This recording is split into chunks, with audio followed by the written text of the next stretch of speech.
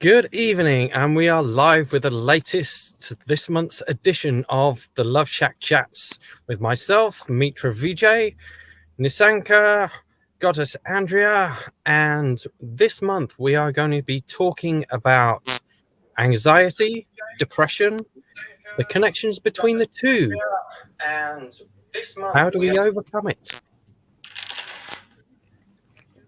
and all sorts of questions that may come up along the way. So while the others are just sharing things to their groups, and it looks like Nissanka is already done, so I'm going to introduce her No, first. I was gonna do it, but I didn't do it because I could hear myself. Can I just quickly grab my phone and do that, please? Then put my phone away. I'm sorry. Yeah, you certainly can, and yeah, she'll be back in a minute. And I just want to take a quick second to say that it's great to have Nissanka back after her not being very well for the last one. And tonight's session, I have a feeling, is going to be really, really, really interesting for a lot of people, because we're talking about two challenges that are very much swept under the carpet a lot of the times, misunderstood, and not really talked about, let alone how to move past them. So many people either have a friend or family member, or even themselves, that suffer with depression or anxiety and think, that's it, I'm depressed, I've got anxiety, there's nothing I can do. So we want to be talking about things like that, along with many, many other things. So I'm going to make the first introduction now to Andrea, who looks like she's ready. Would you I'm like to give ready. a brief introduction as to who you are and where you come from? Sure. I'm in Nanaimo, BC, which is on Vancouver Island in Canada. And I'm a Tantra practitioner and a sex educator. And I'm really excited about this topic because it comes up a lot with the people that I work with. And moving forward is not an easy task, but it is doable. So I'm really excited to share and be here with you guys this month. Beautiful. And now to the meditation god that is known as Mitra. Oh, thank you, Alan. So beautiful to be here. I am Mitra. Mitra means a friend, would you believe? And my whole life's work is to help people become their own Mitras. I am in the UK, in Hampshire, and I'm a meditation teacher. I have a platform that people subscribe to meditate, and I am so looking forward to getting to hear from all of you, contribute, and listening from our audience. So thank you, Alan. Thank you. And now for the much awaited Nissanka. Yay! Finally, it's been a while since I've been online. I've forgotten all my tech bits. And yeah, I am Nissanka. I'm based in UK, but originally from Sri Lanka. This is a close to home topic for me, so I'm really, really looking forward to it. To be honest, though, this is my area. I help people with depression and anxiety to overcome depression and anxiety and find joy and love in their life. That's what I do. So I'm really, really excited about this one. It's a good comeback for me, actually.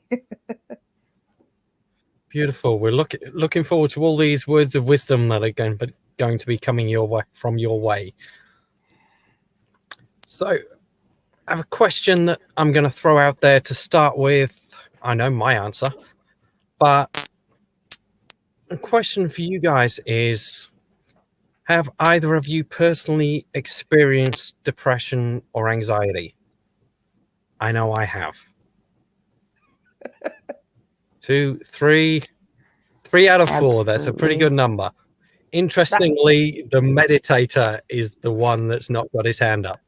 I have spent a lot of time, and I spend almost every day with people who suffer, and it would be wrong to say that I haven't. But there are uh, moments, and thankfully it has been easy or comfortable for me to tackle them, but I spend every day a lot of time with people who struggle. So yeah.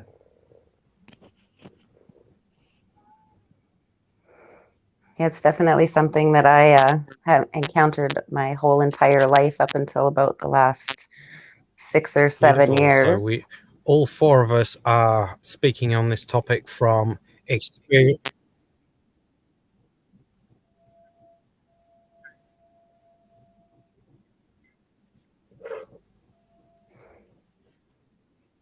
Are we waiting for somebody to talk?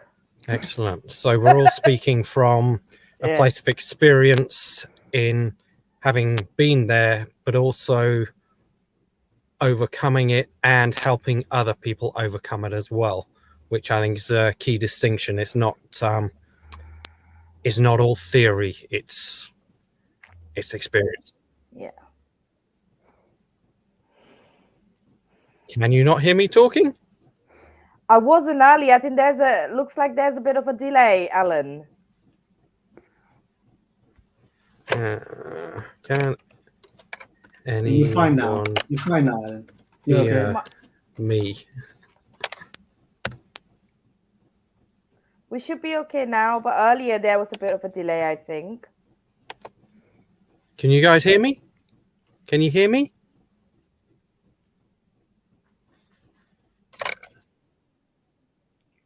Good to go, I think. I think we're good to go.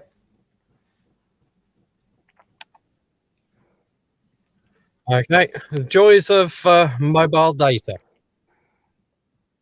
Very true. Yeah, I think my connection's coming and going a little bit. Well, I know for me. So, one of the questions I received privately from a young lady is,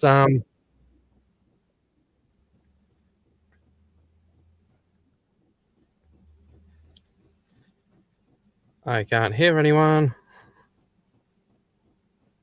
We can hear you. Hello, hello, hello. We can hear you. You can hear me? Yeah, of course. Excellent. I'll try again. One of the questions I received privately from a young lady is that when I've had anxiety for 30 plus years, how can I let go of it and move forward?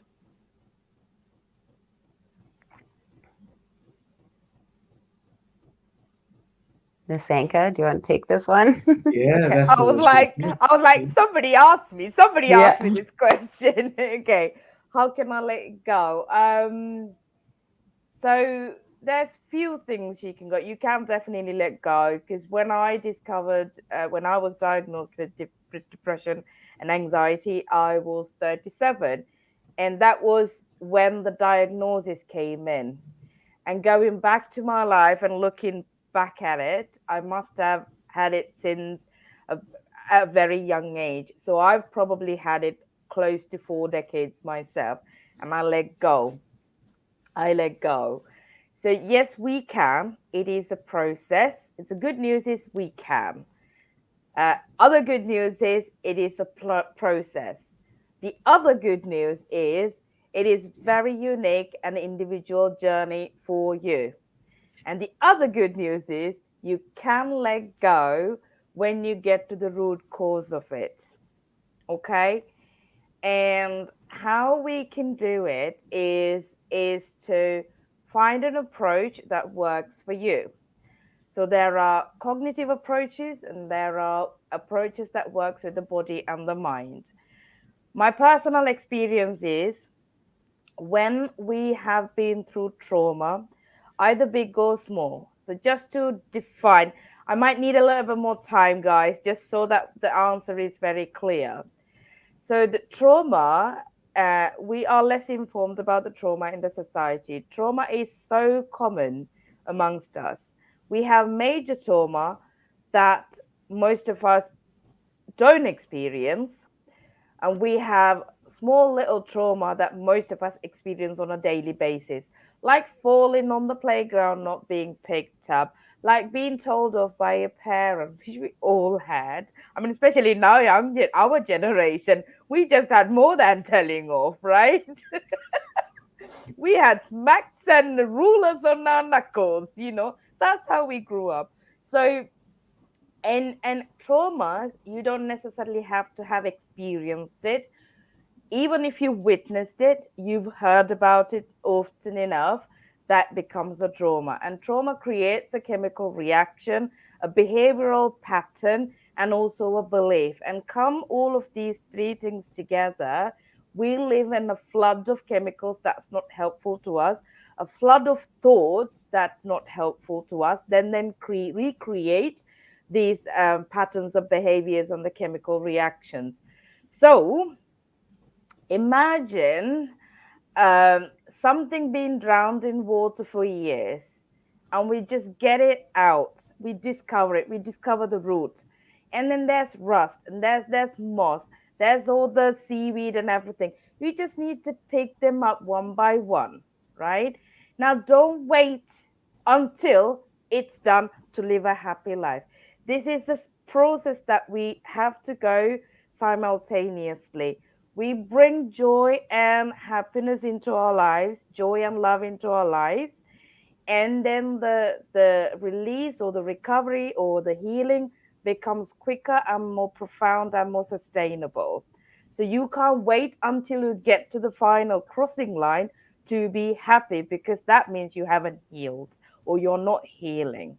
You know you're healing when you don't repeat same patterns of behavior. You know you're healing or you're getting better when you don't operate on a hypervigilant or state of trigger, you know, when you're constantly triggered, when you're constantly upset by his comments, when you're constantly upset by movies, or when you're reading a newspaper, you're, upset or anxious. That's your triggered state constantly. You know you're healing when it becomes less frequent and less intense. And that's when you know you're healing. So that will bring more hopes up. And it's a journey. And I've been on this journey for about 7 years. Oh, actually, 2014, I was diagnosed. Sorry. And I've been on this journey for now almost 8 years. Last 2 years, 2020, beginning of 2020, was when I actually finally discovered something that worked for me. Right. And so keep looking. I've done somatic work, I've done energy work, I've done counseling, CBT, I've done everything. And I found the thing that worked for me. It's just a bit like falling in love. You know, you keep kissing bad frogs, and then you find your prince eventually. And then you settle down. I'm happy. I'm in love with my theories, my approaches. And just keep at it. Just keep going. You decide the intensity, you decide the frequency, you decide what works for you. This is an individual journey, and you can let go. Beautiful. What came up for me listening to that is a little diamond. How was that diamond made? Wedged deep within a lump of coal. You got to chisel all the coal and all the dirt and all the stuff off it to get at that diamond in the middle. And that's a little bit what you have to do. Is there anything you'd like to add to that one, Mitra?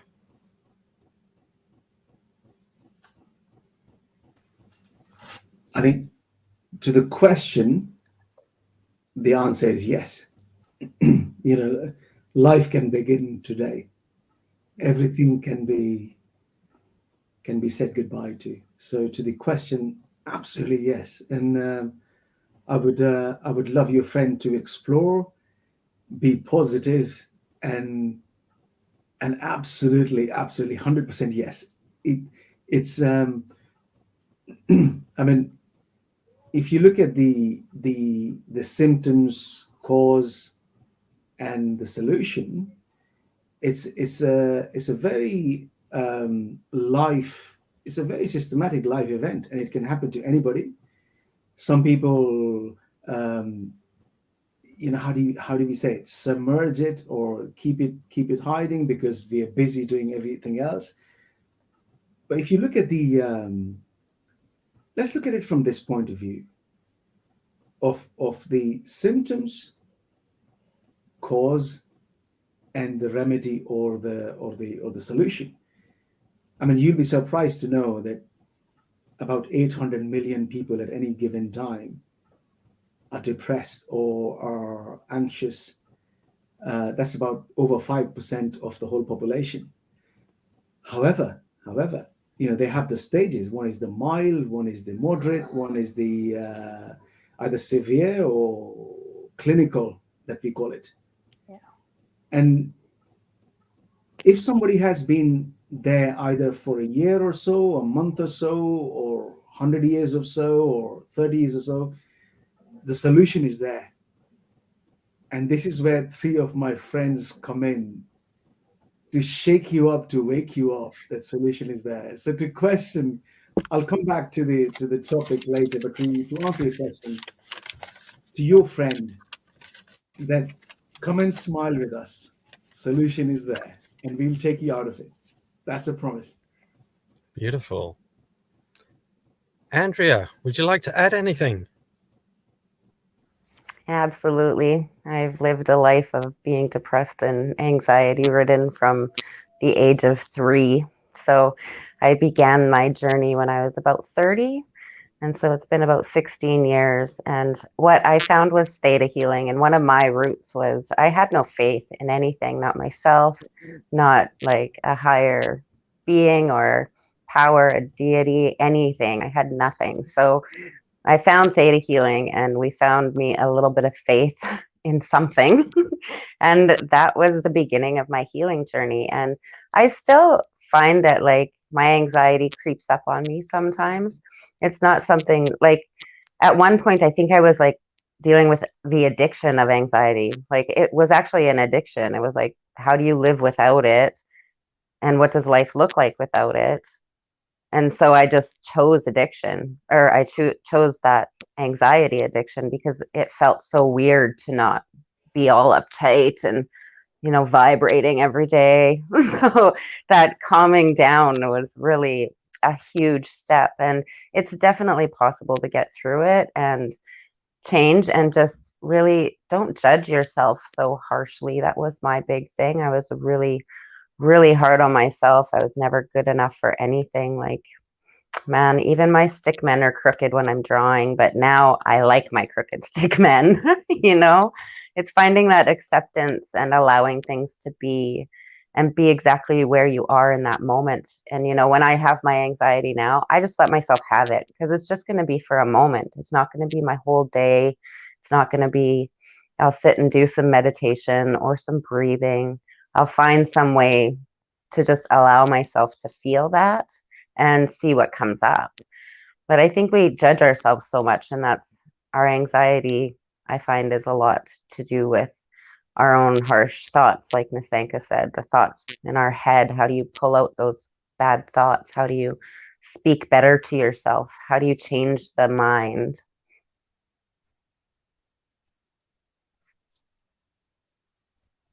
I think you're muted, Ellen. I am indeed, or I was. Step-by-step process. And as both Nissanka and Andrea have alluded to, the power of our own thoughts, that is something that has been very, very powerful for me. And when I looked at something simple like an orange, I saw that as a result. And having grown up on a farm, I look at the whole process from the seed to the crop or the result. So if the result is an orange, but I want an apple, it doesn't matter how many times I prune the leaves and the branches and the twigs and whatever else off the orange tree, unless I plant a seed for an apple tree, I am never going to get an apple. Never. So when I look at my thoughts and hear myself saying, oh, I'm not good enough for this reason, that reason, hang on a minute. Is that true? Is this how I really want to think about myself? Would I say that about my friends or my family or my children? No, I wouldn't have them if I did. So what do I want to say to myself? What do I want to think about myself? What do I want to be my truth? And when I plant those seeds and nurture them, love them over time, I get a very, very different result. Some things take longer to get the result than others, and that's okay. You can grow a pansy in a few weeks' time, and a few hundred years you can grow an oak tree. I know which one I'd rather make my front door out of, and it's going to take time, and that's okay. It's a process, step by step, minute by minute, hour by hour. And sometimes, even now, I find in my mind I'm going back to that same old place. And then I think, hang on a minute, I don't live here anymore. I've moved house. Why am I here? Let's go back home. Let's go to my new home where I choose to be now and move on. Can I add one more thing to that, Alan, please? Noting Absolutely. everything that you've all said. I'm still building up on that question and actually still adding answers to that one. One thing I have found in my own, research, reading and listening to podcasts and listening to people and listening to people talk. My own research is that when your body has been flooded with these chemicals for a long, long, long time, your muscles, your neuron system, nervous system, everything is used to a certain level of toxicity, and changing our thoughts alone is not enough. um it is the major factor, it is the core of it is the mothership, basically. If you want to find joy and happiness in your life and love in your life, yet changing the thought is the mothership, basically. At the same time, your body needs a little bit of a support to recover from all of that toxicity. So research into, again, work with people who are able to help you and guide you through these things. Work with the nutritions. It's very important because there are things that combat anxiety. For example, we don't look at the sugar intake, and we talk about diabetes, we talk about weight gain and everything with the sugar intake, but we hardly talk about what it does to anxiety. Sugar intake, boom, your body goes, ooh, there's an emergency, gotta get everything ready. I've got to run. There's a saber-toothed tiger, whatever it is. That's basically what your body does when you have sugar intake. So it gives the false alarm to the system that there is an emergency, there is a threat. So it raises anxiety. And when it's all dissolved, boom, there's a drop. What's happened to all of that cortisol? Where has it gone? So we've got to do a little bit of work, extra work, if you really want to recover and if you allow your body to recover. And this is part of the work I did. Sometimes we need to problem solve if you really want to get that joy and loving back in your life. Do a bit of research, on the kind of exercises and things like that, and meditation, everything. Again, be mindful not to do in an addictive way. And you're right about it, Andrea. When I got into this, I was like, I'm a problem solver, I'm gonna get it out of my system, like I'm gonna go and get it. It became a different thing. So I had to pull myself back. I mean, even this 2.5 months, I've not been working because I needed to take a step back and rest and reset and regroup and go. It's very important we give our bodies what it needs in the process. It is just not about the thought, it's not just about the mind. It's about working in harmony with the mind and the body and your energy. Mind, body, and soul. Mind, body, and soul. I agree with that. I would like to add, like, it's also about our belief systems too. And I learned that with theta healing, because that's what theta healing does. It works with the deep beliefs that we have been ingrained in us, and it helps us change them to help serve our own selves better. And I found that the belief systems was a huge point for me, you know, like even just the little one of I'm not good enough, but that's a whole bowl of worms that could fly out everywhere. Like there's so many things that we don't feel good enough about, or we haven't been like acknowledged or complimented, or, you know, those little things that people say to us that make us feel horrible, you know. And so when we start to reach into our deep belief systems and get into changing those, then we begin to act a little different. Our behaviors start to change. And that's to me one of the huge keys of getting through anxiety and depression, is really focusing on, I agree with the body, mind, and soul, and work with the belief systems. Try and find some way to help shift and know that there's another way. You know, there's 250 ways to do dishes. I'm sure that there's 1,000 ways to overcome anxiety and depression. So just know that you're not stuck. Like you have options. Yeah. 452 different types of therapies around the world. Wow. 452. So there's lots of options. I know. I just must add the people who've been going to counseling for 15 years, 20 years, and if you have been, it is a bit like Slimming World, or whatever it is. You know, it helps you deal with the day to day. And if you have been doing something for 15 years, 20 years, and I work with clients who have done this, just take a step back. I'm not saying counseling is bad or anything like that. Take a step back. Why hasn't it? Not what can you do differently? What's not making it work for you? What makes you stagnate in that system over and over and over again? 15 years, 20 years is a long time to be stuck in a type of a therapy. And, you know, we need to be aware that there are things that our body has the capacity to heal from a lot of things, from pretty much everything, really, you know. So why are we stuck there? What can we do differently? Just be critical, be curious, and ask essential questions, because you're investing your time, money, and energy. Yeah, I'd say to that, if you haven't achieved results within 12 months, look at something different. Mm-hmm. Because yes, it takes time. Yes, there are processes you have to work through. But I would expect a lot of changes within 12 months, especially within 15 years.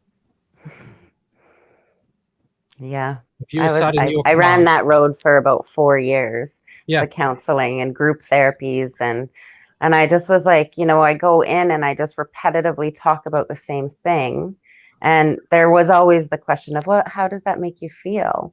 Well, obviously I'm sitting here shaking and crying, and it's the same feeling, and it was bringing it up over and over again repetitively, but it wasn't going away. I was stuck in that same feeling. And then I went to a body and soul and mind expo, and I found this wonderful man who became my practitioner, and over the next 4 years we just changed my life.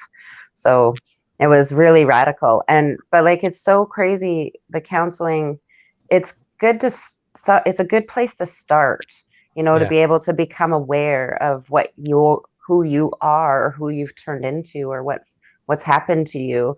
They do really good work at digging it up and helping you become aware of things. But then it's about, how do you get through that, instead of like, after I did my 12-week group therapy, and I never went back to counseling after that, because it was, again, the same thing, and my anxiety was still there. And I was like, I feel like I should have made progress in a 12-week group therapy session. And so I just believe, like, there's something out there that will work for you. It's who you resonate with, who you feel good working with, what are you willing to do or not do? You know, there's a lot of questions to ask. What results do you want to see? How long do you want to live in this realm that you're in now? Are you ready to step out of it? Yeah. You know,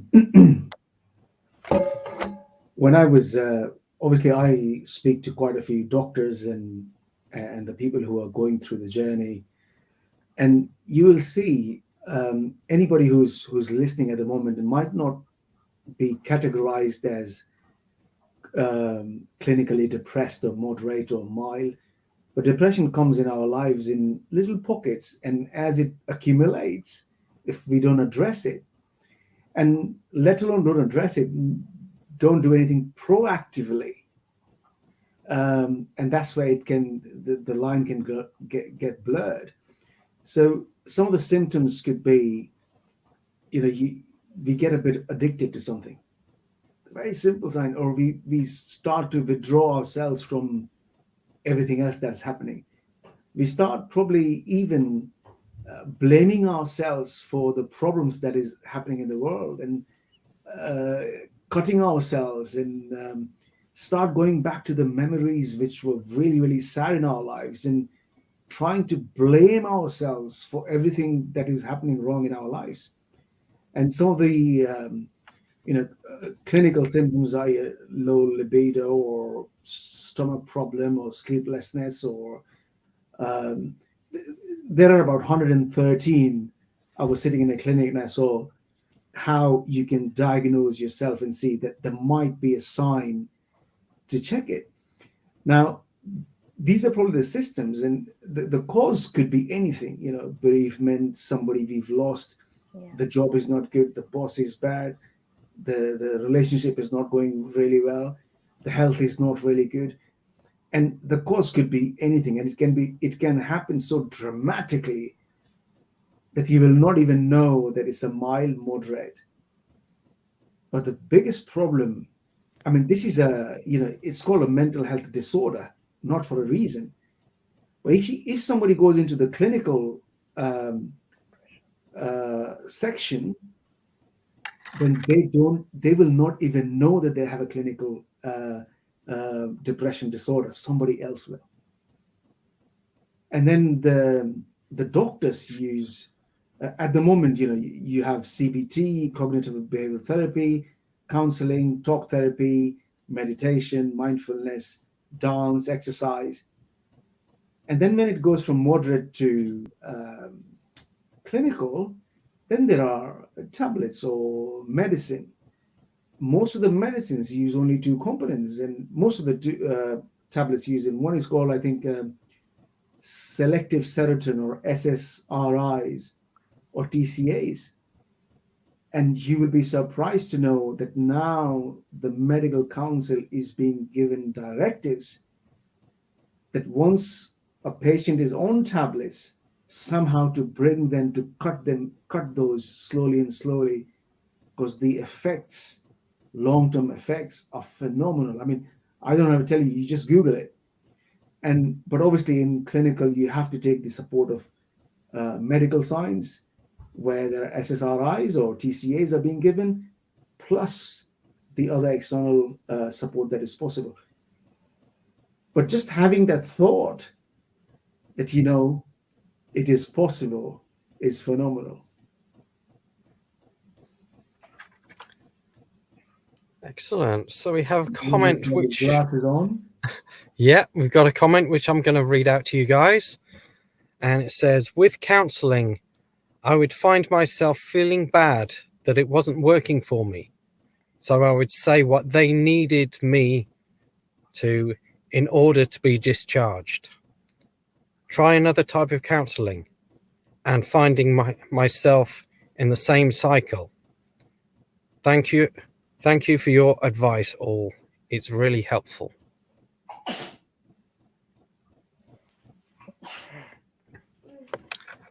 And yeah, that's saying what people want you to, that person needs you to hear so you can move forward and get away from it, is, for me, I think it's a form of people pleasing.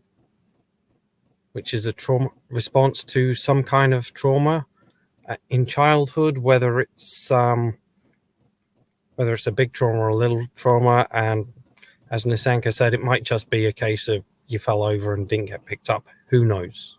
Or in my case, being in one line of the shopping aisle and mother being in the next line is like, where's she gone? I've been left. I've been abandoned. It can all be traumatic. For many, many years, I told myself and other people, oh, I don't have any traumas. I don't even use that word in my vocabulary. And then you look at the little things and how they add up and connect together. Oh, yeah, okay, maybe I do.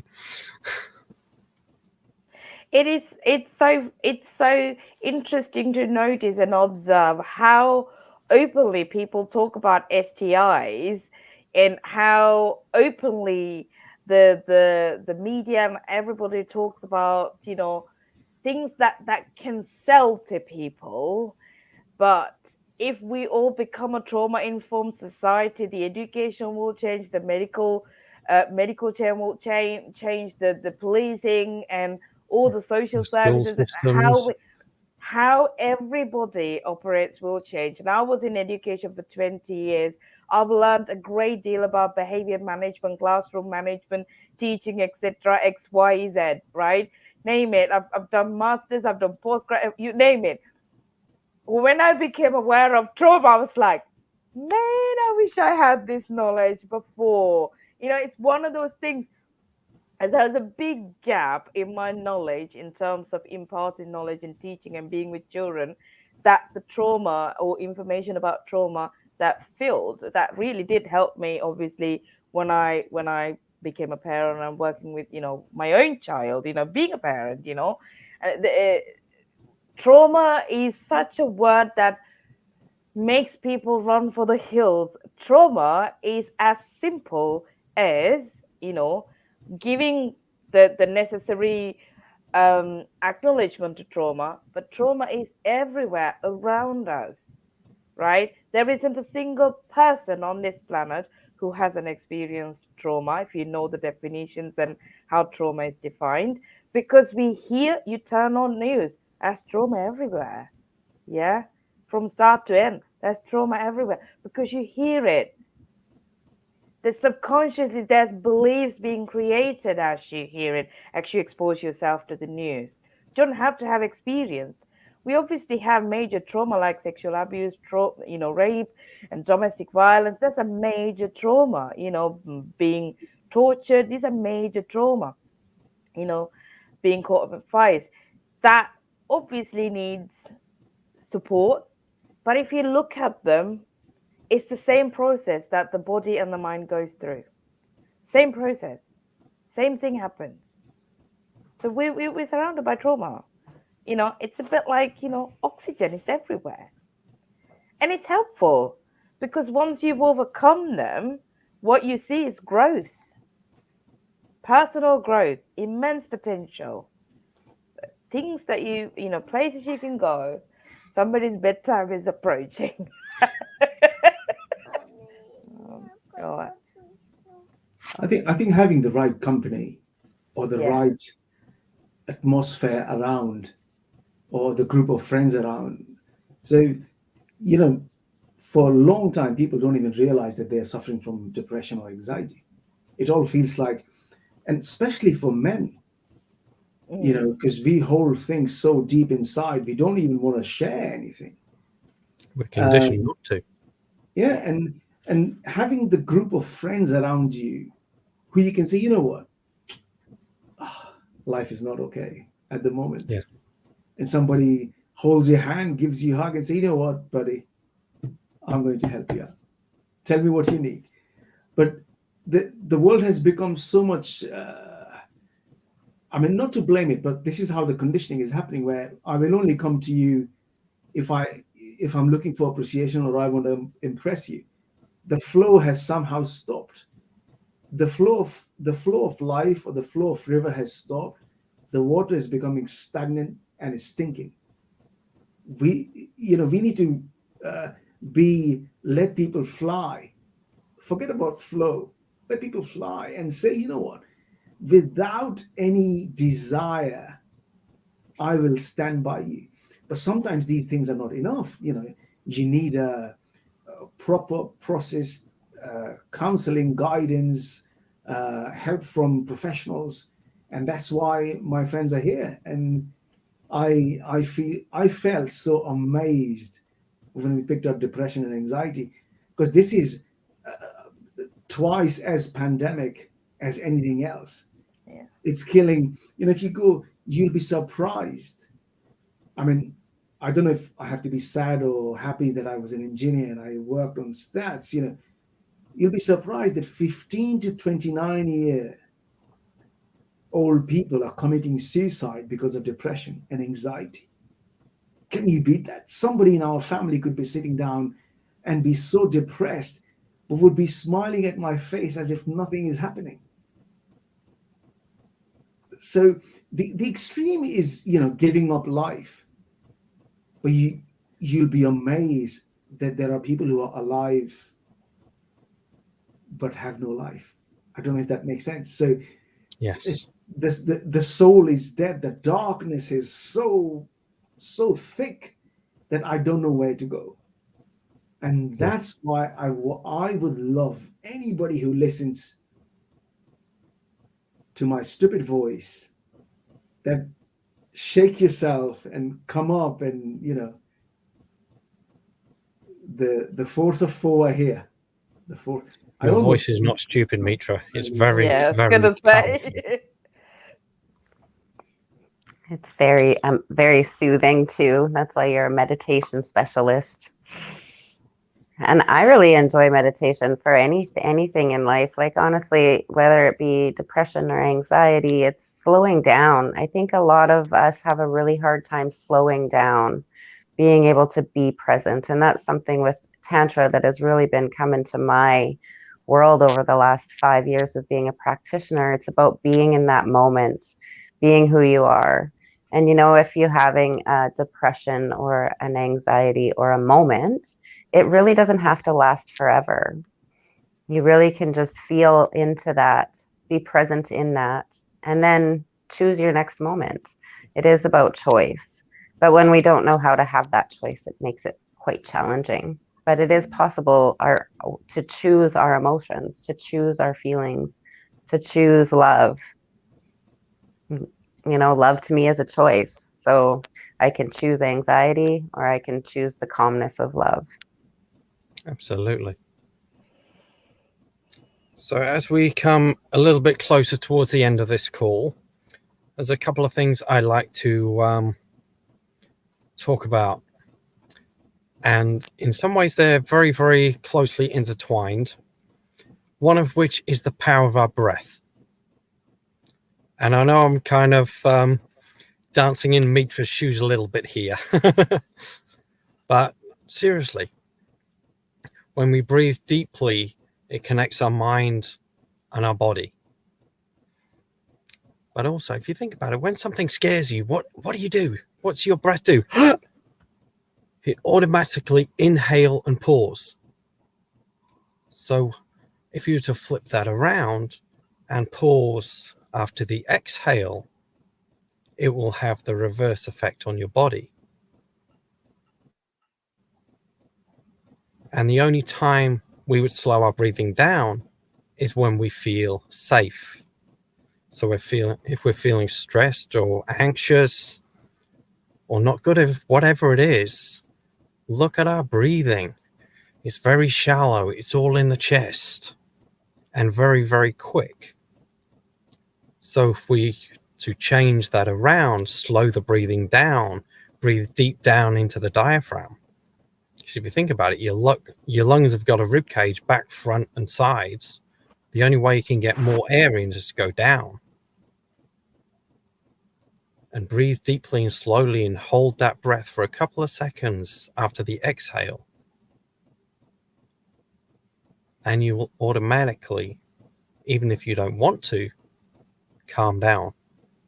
And while you're thinking or focusing on that breath, just for that moment, that little hamster wheel that's going round and round and round in your head at 100 miles an hour, with a computer screen with 10,000 tabs open. It pauses just for that moment, and sometimes that's all you need. Couple of quick 2 tips I want to give if anybody ever listens to this is, when you come out of the shower, you're naked, absolutely naked. Stand on the floor with your legs a little apart and hands, maybe spread around. But this is a very famous Tibetan technique. And if you feel your legs, both legs on the floor, you'll see that one might be taking more weight than the other. It will feel imbalanced. But in a fun way, try to see if you can be absolutely balanced for no reason. For no reason. Just a few seconds of exercise, smile at it. And the other one is, you've seen that the Statue of Justice who holds the scales. So sometimes when you're feeling really anxious, or you don't know what to do, you imagine that the scale has got a little needle in between, the needle right in the middle of your head or eyebrows, and the scales right at your chest, and you'll see that one is going down, one is going down, and just in a playful manner try and see if you can bring them together. They don't have to, but these are just some are called zazen, or but the trick is, it just takes you away from where you are. That time and space, that precious time and space is so phenomenal. I mean, I have got many. I've been accumulating them for 25 years. But if anybody is coming to my event on 28th of January, I'll give a little, I'll fill you up with that. So. Is that an event that is dedicated to being calm and being meditated and moving forward from stress? Yeah, what we're calling is pause, wait, stop, and meet life. And meditation with Mitra. It's an hour, and it goes quite quick. And I'm quite looking forward to it. Beautiful. And as we started with Nissanka, we'll end with Nissanka and just ask if there's anything in closing that you would like to add to what we've been talking about this evening. I think we've covered a lot within 45 minutes, and too much information, I mean, Mitra, is really interesting, the activities, Zen activities that you've just taught, because when I did some training a while ago, one of the psychologists did us training very similar, but the scientific explanation was to get the balance between the estrogen and the testosterones in our bodies. That helps our anxiety levels calm down. You see, we research and we prove what Asian people knew like 5,000 years ago. It's like, well, what we find today has always existed. We just bring evidence and data anyway. So with that, what I'd like to share is, it's a journey. There might be slip-offs. There might be days where you feel pitfalls, basically. Might be feel like, oh, I'm not getting better. Oh, this is getting worse. Don't be put off by it, because when you release negative energy from your body, mind, and soul, life may look or may seem a bit turmoil, but that's a good sign. That is clearing all the negative energy, creating room for the positive arrive, positive energy, positive things to happen into your life. Okay, you can do your research and learn all about the technologies, technical words and everything, and clinical terms and everything, and that's good for your knowledge. But work with your body, mind, and soul, and it is very simple. The journey is simple. It's not easy, but it's simple, and there's reward. So If you Beautiful. haven't started it, start today. Thank you. I absolutely love it, Nissanka. I just wanted to add before we go to Alan is Tantra. Yeah. If you look at the cycle of how many episodes happen because of the lack of intimacy or overflowing of it, or the lack of libido, however you call it, I would encourage anybody to get in touch with our goddess Andrea there, because we don't realize it, we don't talk about it, because either there's too much of it or lack of it, or don't know where it is. I think it's a big blocker, and then ends up creating a lot of so Nissanka and goddess Andrea. Oh, so blessed that we know you. Two goddesses, right? Absolutely. The ancient times are coming back. I know. Bring it on, Absolutely. baby. Bring it on, bring it on. Yeah, I We are. totally. It's been wonderful, Alan. Thank you. It certainly has indeed. And with that, I'd say that is all for tonight. As Porky Pig used to say, that's all, folks. So tune in next month at some point. We don't know what date that's going to be, because it's going to be Christmas and all that stuff. Whether we have one then early in January, we have yet to be discussed. But one thing I can assure you, we will be back with another deep and meaningful topic, which also has to be decided. So if there's anything you would like us to talk about, then feel free to drop a comment down below, and we'll see what happens. And also, you're welcome to join any of our groups. Andrea's got a group, I've got a group, Nissanka's got a group, and Mitra has an event and an app. So all the details will be in the comments down below, and we'll see you next month. Bye for now. Take care. Bye. Good night.